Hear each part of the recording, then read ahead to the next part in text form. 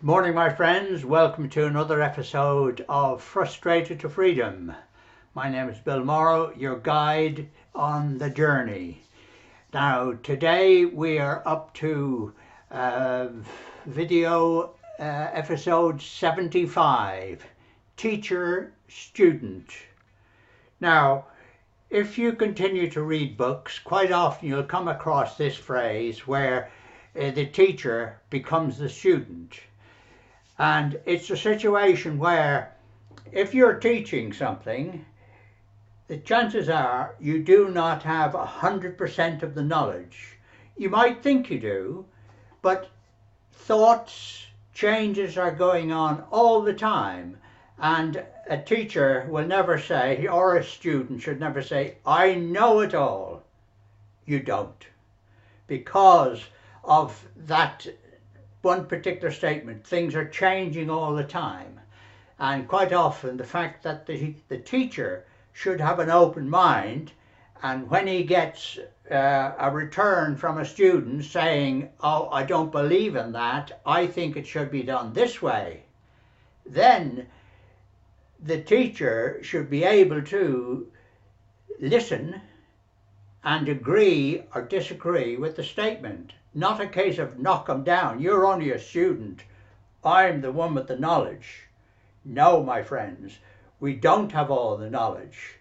Now, we go on all the time. We read these books, and the more books you read, the easier it becomes to absorb the knowledge. Opening a book and just reading so many things, so many paragraphs, passages or whatever, simply are words.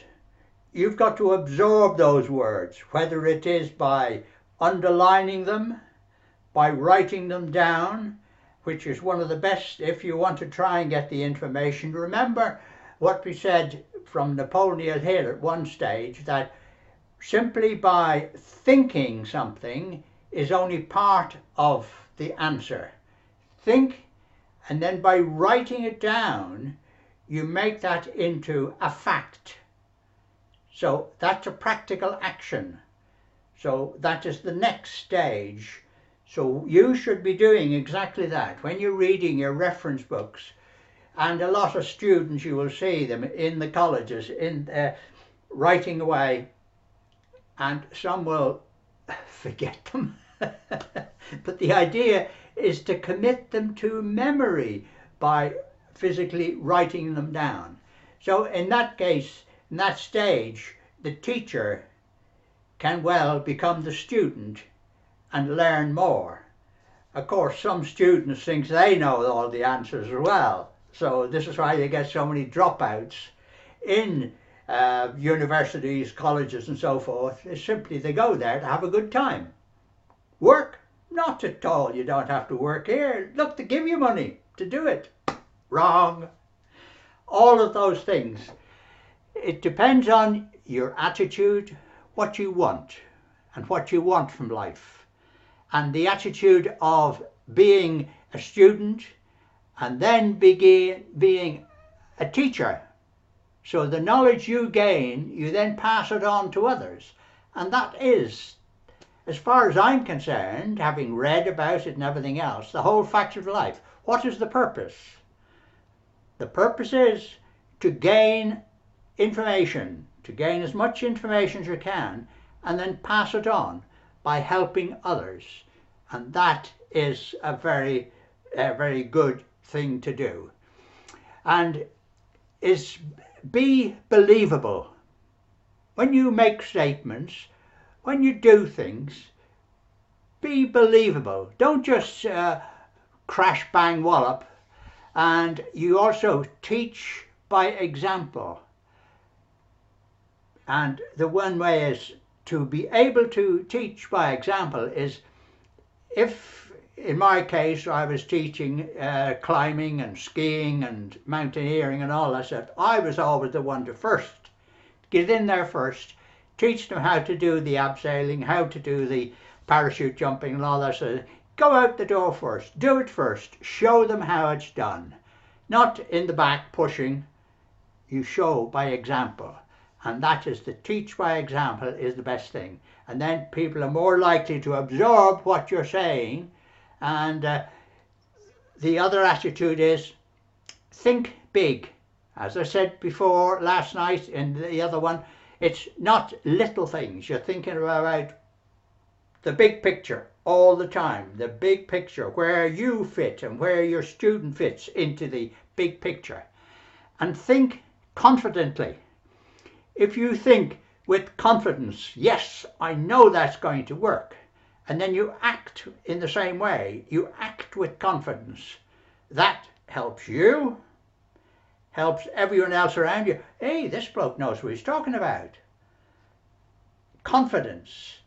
Act with confidence. And smile and stand tall. If you've noticed, the people who teach you at the summits and all these places, they smile a lot, and that is one of the big things. It shows confidence in what they're doing, and by doing that they're impressing it across to you. So you smile, even though you might think, I wish he'd get off my foot, something like that. You smile, you feel confident, you act confident, and in that case you will be confident. Now, all of these things, you've got to keep practicing. You've got to keep practicing. Think about it.